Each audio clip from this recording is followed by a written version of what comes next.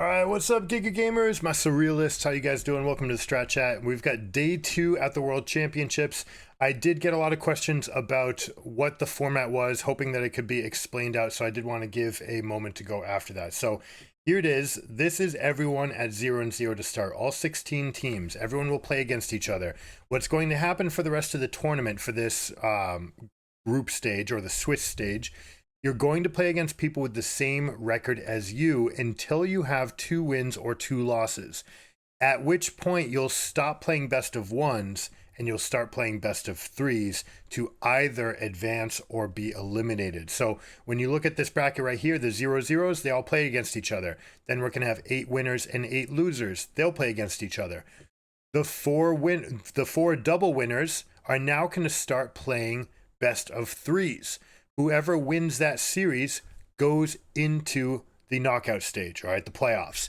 So after this stage, 2 of these teams will advance. 2 of them will drop into this 2-in-1 bracket. Now, similarly, in the 0-2 section, those teams will play against each other. The losers of the best of 3 will get sent home, all right? So similar to past seasons, if you lose your first 4 games, you're still out. All right. Now it's just faster. You don't need to play game 5 and game 6. You also have this chance where you're playing against other 0-2 teams to try to stay in live. So there is a chance to fight for survival. If you win this game, then you're moving along, right? So now you're 0-2. You'd be jumped into the 1-2 bracket. 1 team gets eliminated. 2 teams get eliminated. 2 teams move into the 1-2 bracket along with the losers from here. The winners move up. Now all of these teams are going to play each other in a advancement possibility, and then this is where we get the real crunch time right here, where all of these teams will be 2-2 playing best of 3. I absolutely love this format. It is fantastic. It eliminates dead games. There's no such thing as a dead game. This will probably become the format for every sport that can handle it. Whether or not it's best of 1s or best of 3s into best of 5s into best of 7s, whatever it is, this format is fantastic. No dead games, no buys. As long as you want everyone to play, this is a great way to do it.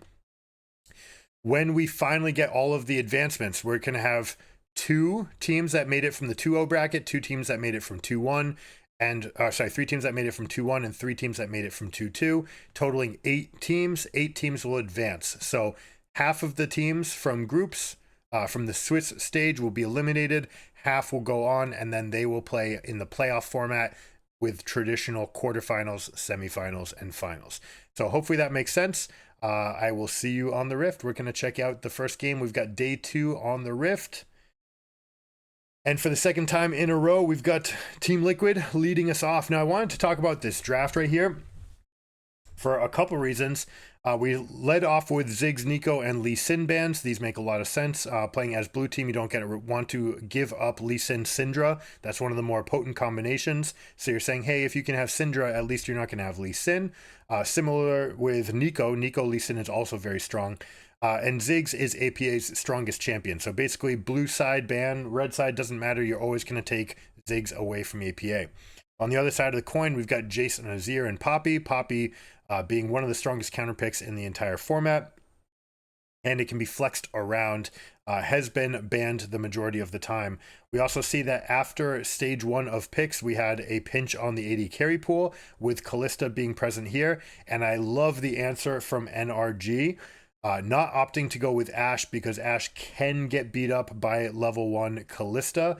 Opting to go with Senna and Tahm Kench. We finally get to see one of these alternative lanes. There are lots of lanes that are actually quite strong, including Sona Seraphine, including Tahm Kench and Senna, that have very, quite ridiculous scaling.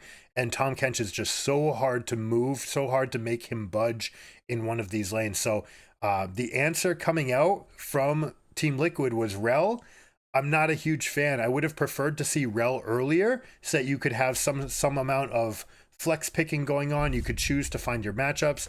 Instead, we just get Cassante volunteering himself into the Jax lane and Rel volunteering themselves into Tahm Kench. They don't actually get anything for themselves, not to mention that, but I don't think Viego's particularly strong. Also, this combination of champions is super low range. who's going to follow up on Syndra's long range EQ or QE? Rel can get there from distance. Viego might, but it's going to be very, very difficult. So as long as Palafox is able to dodge out the Syndra Viego combinations early, they should be very strong. So let's check out the game.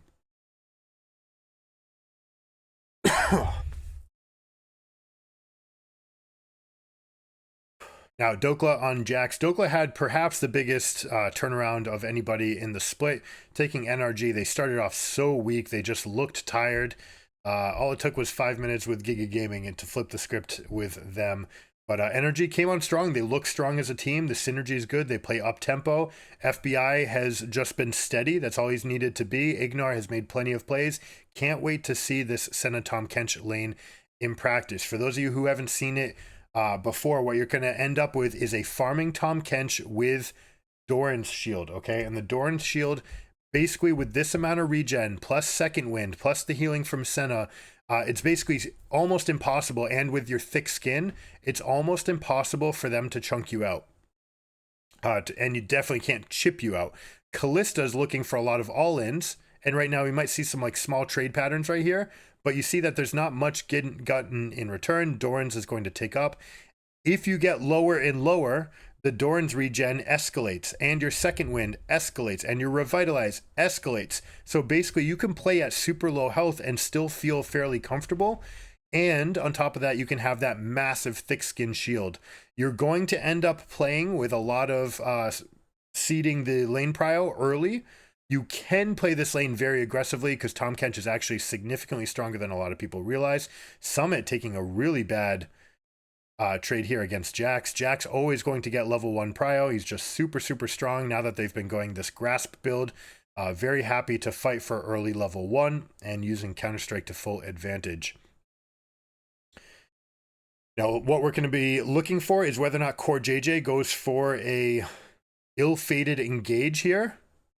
Oh my goodness, Palafox just gapping APA in the beginning.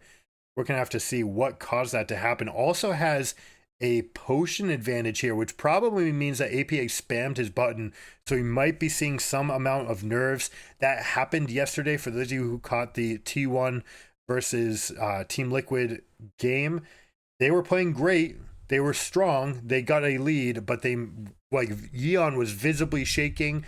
APA did not feel comfortable. It looked like you could see it in their team that they just weren't ready for this. And on top of that, we talked about Summit's Cassante build, which I'm kind of petrified. So we'll see what he ends up going here.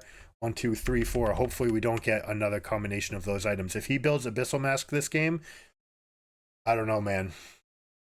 I don't know. We do love Abyssal Mask. That is our favorite item in the game. It has been so ever since it's been around, but it's just, look at the team. Like, you're not amplifying damage for anybody on your team. You're basically not doing anything with the extra resistances. And at least in this game, you're talking about a second source of some magic damage, and it will have some effect into the Jax lane, but it is significantly worse this game, or significantly better this game than it was last time. And last time it was just like, what were you thinking? It was that level of bad. Love to see the stun here. Proactive plays, saving the Q for post flash. They get the stun. Beautifully done. We've seen this with Sejuani and Jax as a combination, yanking top lane. Now, Sejuani is going to be looking to feed off of the melee champions to get those extra stacks, all right, here and here. Then you're going to be looking for Senna to play behind these bodies right here, all right? A lot of pivoting. I absolutely love this composition. Very nicely constructed where you've got front to back, you've got flank, you've got a lot of presence with this Aftershock and with the Tahm Kench with Guardian. Means that they're very just, they're going to batter you down. They're just going to lean on you, all right? Picture just, you know, that, you know, any kind of meme with like a hippo sitting on somebody. It's just like going to take that seat. It's just going to be more and more pressure until whatever it is just caves in.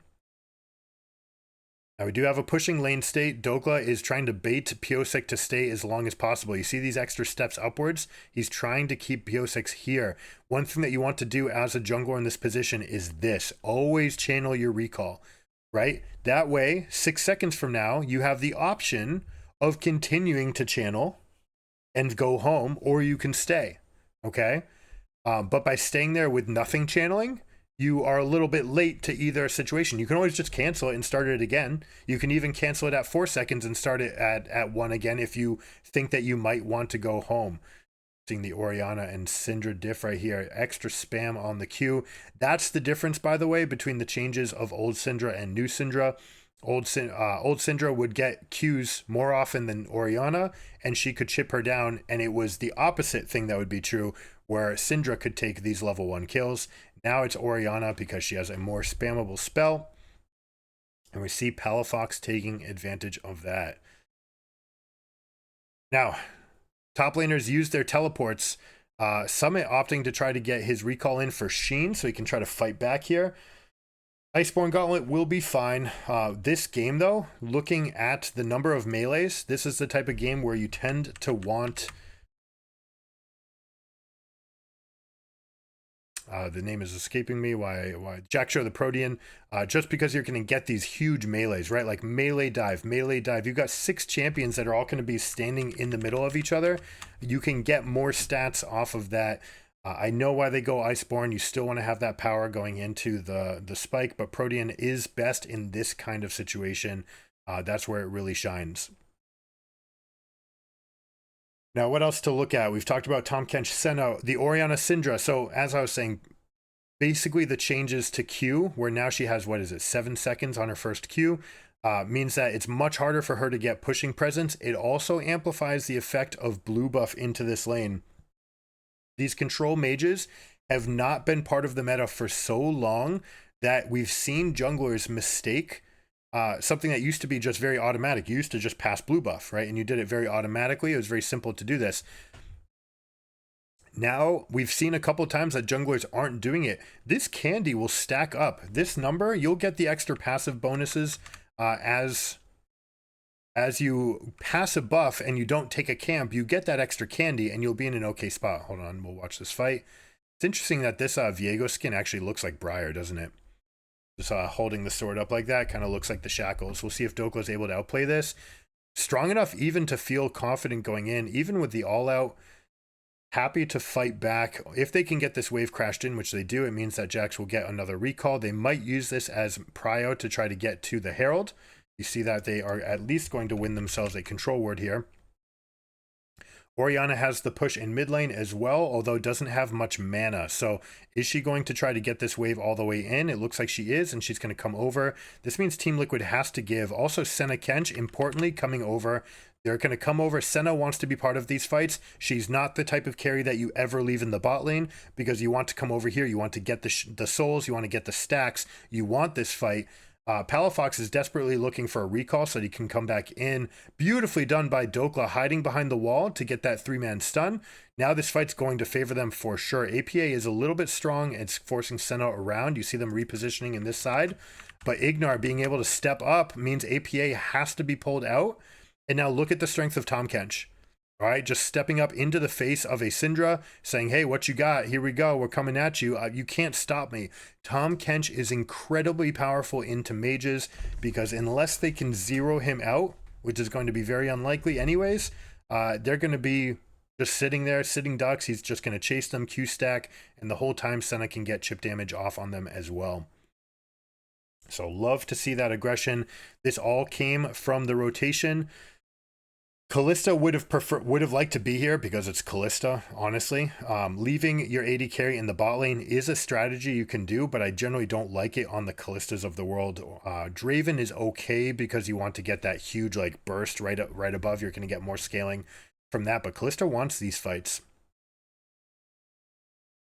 But mid lane prio, the fact that they got the first push, it came over, Orianna was able to buy some amount of time, APA was not able to get it back, and this actually spells doom for Team Liquid. The fact that APA had to back first and use teleport to then have their team still die and him still die means that they are just tragically far behind in this situation to the tune already of 2k.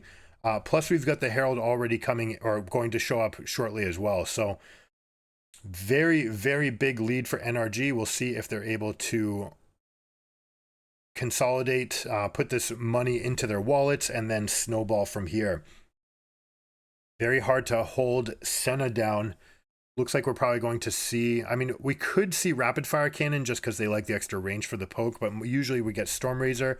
You want to have that extra move speed so that when you do go in for a trade, you're very safe to get back out. Also, it's just very nice to get your Q proc into an auto and then just step out and just do short trades like this.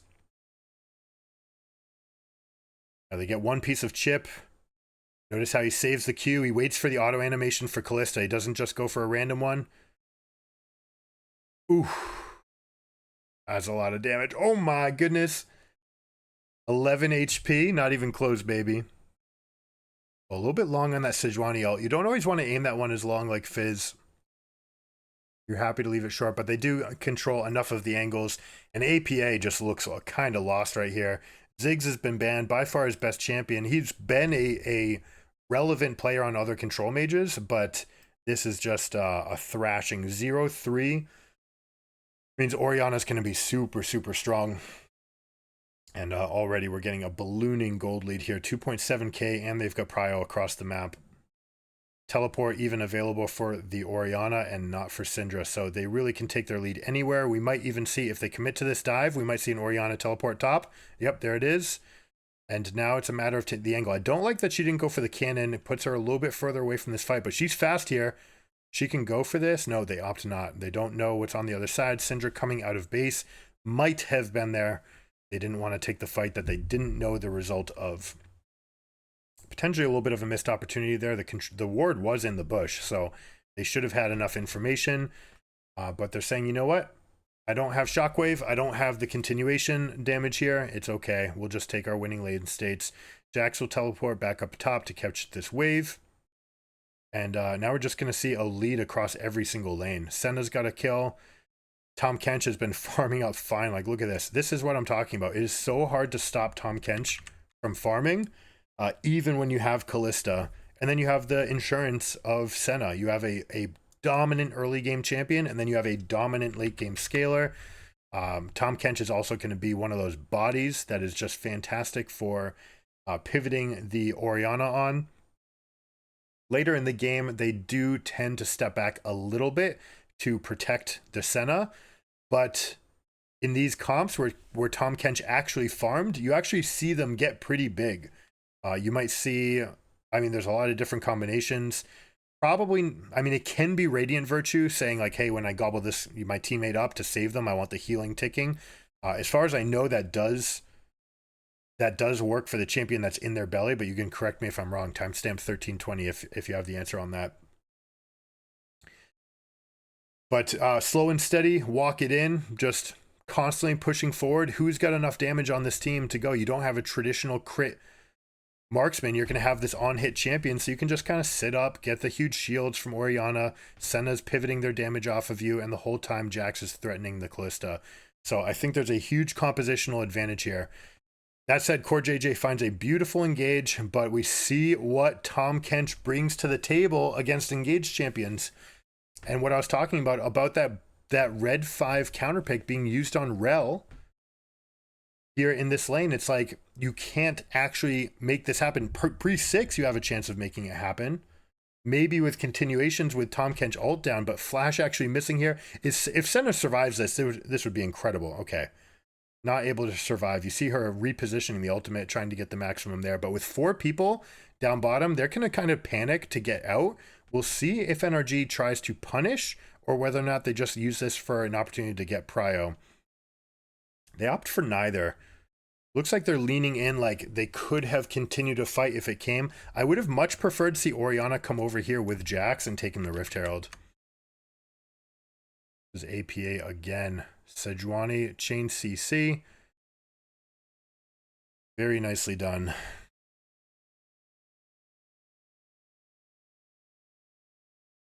Good move by FBI. Q getting onto everybody. The importance of landing those Qs on multiple targets, super big.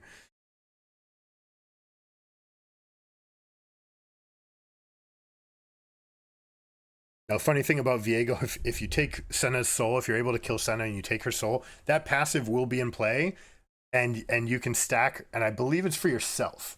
So unlikely to ever get 20 stacks. It's probably already game 1 if you're getting 20 stacks as the Ghost Senna. But you see how he's not opting to pick per up for that interaction. Now, let's see. QE, but range disadvantage. Now we're going to see, look at this Tahm Kench. See how he's able to encroach on this line of scrimmage? Sejuani, Tahm Kench, just more than happy to step forward. Sejuani's even able to get the Herald for themselves. Ignar will go pick it up, and they get a trade kill. It's like, all right, congratulations, you used K'Sante ult, but we still were able to get this. Certainly could have been TL favored if they win that smite. But it's so hard for the team to actually hold position against Sejuani, Tahm Kench. They're just so beefy, plus the threat of Jax at all times jumping in to hit the Kalista.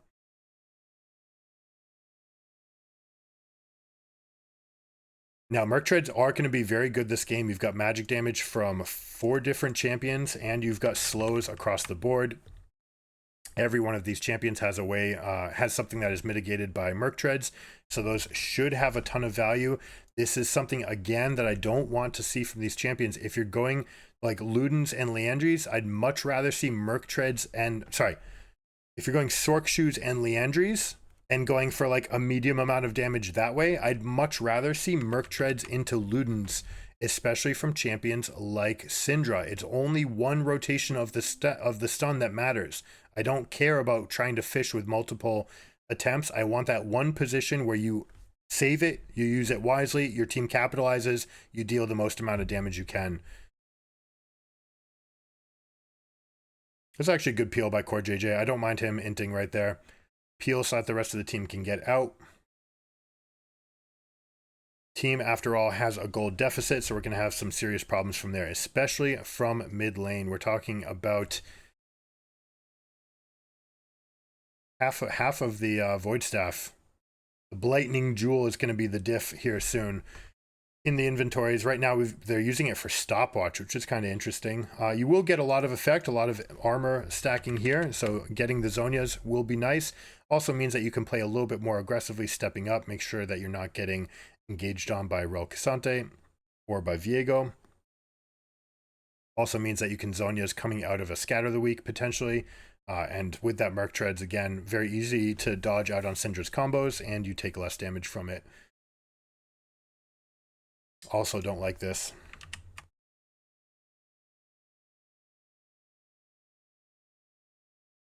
Now, NRG is stronger. They're going to slap them around a little bit with their wallet. They've got a finished Stormracer, but they are playing against a Bork Kalista, who is going to have an advantage here for total damage in the fight. But that being said, there is no quantifying how much better Sunfire is than these items here. Tahm Kench is just happy to stand in the middle of the team. That is a large portion of their gold lead is right there. Does Sejuani actually fish for this? They might. Thinking that he can get a big knock-up. Boom, he goes forward. That gets the long-range shield from Orianna. Orianna's E can be cast at a longer range than her Q. That's very important to know when you're playing with these two in synergy.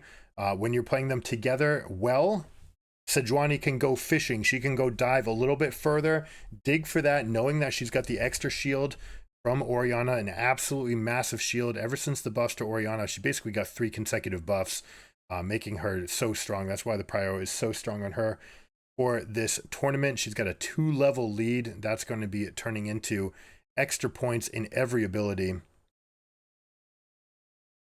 We'll see if we get this engaged. Doko looking for stun here. Well played by Summit to use All Out in response to the Counter-Strike. You'd like to get that off in the final frame so that you basically spend no time stunned. Instead, we have Jax not trying to cast his E. You just keep it on. Very, very nice play from Dokla. You make that adjustment, right? So if you have your E and you cast it a second time, but in response, K'Sante has their R, that means that travel time over the wall is the time you're stunned, and you're basically stunned anyway, so you don't care. You basically completely mitigated the effect of the stun. By holding E2 and just sitting on E1, you let the R resolve, then E2 resolves, and you get the most amount of stun time, which is why Jax was able to take that fairly easily. Ease of execution on this blue comp is actually like very nice. You see it right there? He keeps it up, boom, and then you arrive stunned. That's how you end up, so that there's no chain CC, and that is how you swing this matchup as Jax into K'Sante. All right, ease of execution. We've mentioned it. Ease of execution means it's very linear, very easy to see. I go forward, These guys support me from behind, and this guy looks to kind of flank over the top or just be that hammer to the anvil that we talk about very often. Super simple to play this comp. Just go front to back and just like walk at them, right? And Sejuani Tahm Kench basically can feel invincible because in this game they've got Guardian, Exhaust, Aftershock, the Everfrost passive, Orianna Shield, Senna Shield, Senna Heals, just so many tools that let you just steamroll forward and dare the enemy team to engage upon you and commit to a fight. If Doke, oh my god, APA is that scuffed right now. Jax is just going to 1v2. Now the call is coming in. They realize that they've got the ability to go here. Look at this. Tahm Kench picks up Senna again. Viego is able to consolidate the kill there, but he does not have teleport, which means he's going to be on the wrong side of the map. Cassante all out does drag Contracts off to the other side. Well played. Palafox is out of position and losing mana, so there is actually a chance that they're going to be strong enough here. But Senna just tagging everybody. Look at that range. Luckily for Yeon is able to kite away. But we see Senna, and not only was that fight very close, which I'm going to give Team Liquid credit for, the fact that they were able to take a 3v4 and play it to that effect was very, very nice for them. But they're paying with souls, all right? Senna is going to be that much stronger in these fights, and as she scales up, especially when she hits that 60 and that 80 breakpoint, she just starts having such a large lead in range that she can start hitting Kalista before Kalista can ever hit her. And if Kalista can't hit her, that means she can't dodge her Q. It means she can't get away from any of the incumbent damage. Let's check it out. The engage. We have Tahm Kench. I would have liked an immediate spit out ult right away. That's good. Contracts moving a little bit far away from the team. This is where Summit finds the angle. Beautiful done. And then Kalista can jump over walls. We'd like to see if her Q is on cooldown. It probably was. It must have been. I like how she's doing this. That's neat. All right. Yeon using the Kalista passive to jump over and play checkers with the Juicy Fruits, healing herself up as she continues to fight. And that was the difference in the fight. Contracts being pulled over. I like seeing Cassante throw them over the wall like that, isolating a target, especially to with the Kalista. That is something that you can take advantage of. Also, you can use Syndra.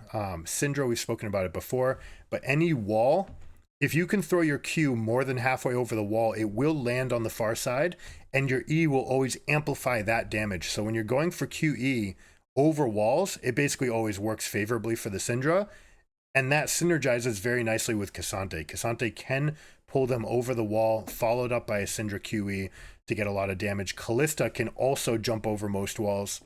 Well, not most, but some walls. So she can potentially rejoin with her teammates. We see Abyssal Mask second from Cassante. Now, I don't hate it as much as I did yesterday. What I certainly don't want to see is, Randuin's Omen into Ashe and Abyssal Mask and what was it, Force of Nature into a singular AP threat.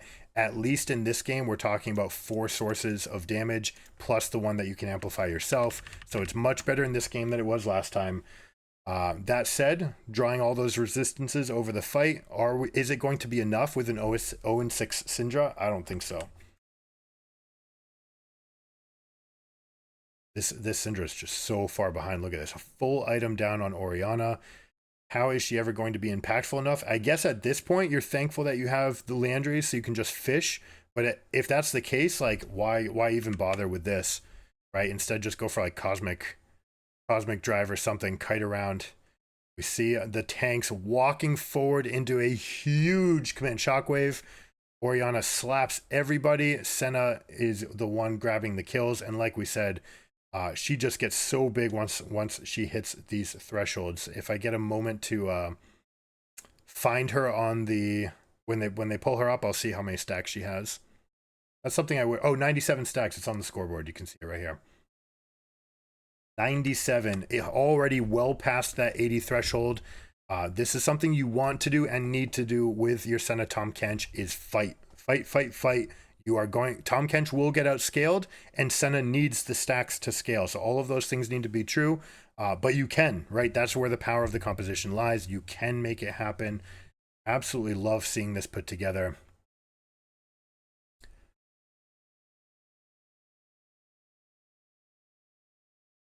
Dokla challenging Piosik. Piosik saying, I can take it to the Jacks again. Again, getting the flash. Piosik's been playing well. For what it's worth, Piosik almost 1v9'd against T1. Maybe one small mistake at the end of that game was not good enough. Oh, so good. See how they bundle them up like that? Put them all together, push them up, and then you can get that big shockwave. But Piosik's been playing well. You know, unfortunately, we haven't gotten the same. Eon's been all right, but he made that, you know, tremendous misposition. If you guys watched, he pulled himself into range of the shockwave. It was a little bit cursed. Like, that game itemization was wrong. The fact that Core JJ jumped in, I don't really put it to them because they had no chance in that fight anyways. They had purple and red guns, which is the worst for that sort of like big 5v5. You want the white or you want the flamethrower, absolutely, or you want the extra range. They already had enough lockdown where the ult, you know, getting an extra root was not going to matter. It was pretty cursed, but they did give it a good battle against T1. If you guys haven't checked it out, I'll put a link in the description below. But now we get a chance to see NRG's ending frame. Now, this is something they were pretty good at in the LCS. They were pretty good at their end game technique, wedging in. Again, they're going to look to take advantage of this. Fighter in the mid lane, 4 in the top lane. They have teleport available if a fight does break out. So they're looking to create this amount of pressure. Now, something that's still in their way is this inner turret. Normally, you like to get that down first, because right now, Jax has no way to join in and flank, okay? You have someone blocking his way in. Normally, you kill this first, and then you have a way to come in, especially once you break down that middle turret. But using the Baron buff at the inners, very hard for enemy team to defend outside their base. You basically have to give up all the inners and go from here. Now, a staggered death is going to be a problem for them. 30 seconds on the rel cooldown while they still have 45 seconds on the buff means that they are now going to press for everything. They're going to try to take all of the inners, okay? All of the inners should go down here by 28 minutes. Then they'll look to reset with all of that gold in pocket. They could potentially just go for the fight. If you're Team Liquid, what you have to find is a syncopated back. Wait, see if someone gets greedy on a back, or see if they go for a push when the other team's not in position, and then hard engage. This is going to be your only chance to throw that haymaker. Otherwise, they're going to come back with such a big gold lead that you will never get anything. 10 seconds left on the Baron. You've got a double stacked cannon wave. Look at how much damage it deals to this turret. It is just ripping it apart. And you see that Jax took that recall, isolated himself. Rel is looking for the flank with the Baron buff coming off. This is their best chance. It needs to be now. Core JJ, you have to pull the trigger. Nope, GG. It's tough. It's so tough to know that that's your window and that's your moment to do it. Also, we get to see the whole map. They don't necessarily see it all. But if you just recall here, they've just ballooned this into a 10k gold lead, and they're going to be able to come back now because you actually gave up any amount of presence that you had, any amount of pressure. They just walk back and even collect a dragon for themselves, which is kind of greedy. Honestly, you do not need this dragon to win the game. And by slowing down your tempo, you're potentially giving up a point of strength.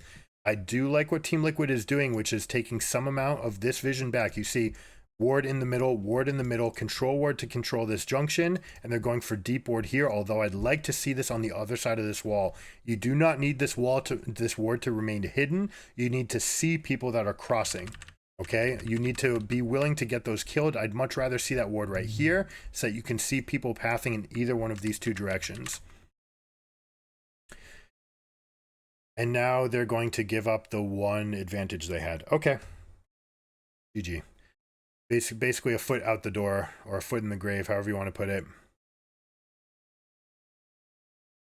The whole point is, okay, we've defended our base, we've survived Baron, we create a point of strength, and then we use it. Now, if they have people that are like multiple players that are super close to any amount of spikes, and they may have had one right here from Syndra, they may say, okay, let's back off, but that should be the only recall, right? Like, this is not enough. These half items are not enough. There's no way you were getting other resources to amount to anything, right? You didn't get anything. You just defended your base.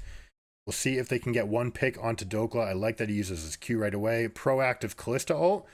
Now they're going to use all their resources here. Senna's shield does not actually hit, but the Stasis is enough time for the rest of the team to come in, and this is going to spell disaster for Team Liquid. Good rotation by NRG. They've got good vision in these junctions. Means that they knew that the movement was coming, and they were able to react quickly enough. They're able to clean up the fight, and you see that these beefcake tanks are just so big that they're able to get in. Now, I like what Piosik's doing. All right, cutting the wave. You're taking away one source of a game-ending threat. Now, what should happen, Senna should come to the wave. Rest of the team should go push. Well, sorry, Orianna should take the wave. Rest of the team should go push. It looks like Jax was there first, so they just went and grabbed it. And they'll be able to take this inhibitor for themselves. Also, 20 seconds left on 3 different champions means you're going to have a TP from Jax. This was good from Viego. All right, we're going to give him a plus on this. Take the maximum, force them to commit and say that they're willing to do it, and then make them win this fight under pressure. It's still going to be a pretty slanted fight no matter how you cut it. But there's no point in trying to defend this until your team is respawning anyways. So I like that he went and got the maximum, got as big as you can possibly get for that last ditch fight. It's still super low chance of winning, but at least there's a chance.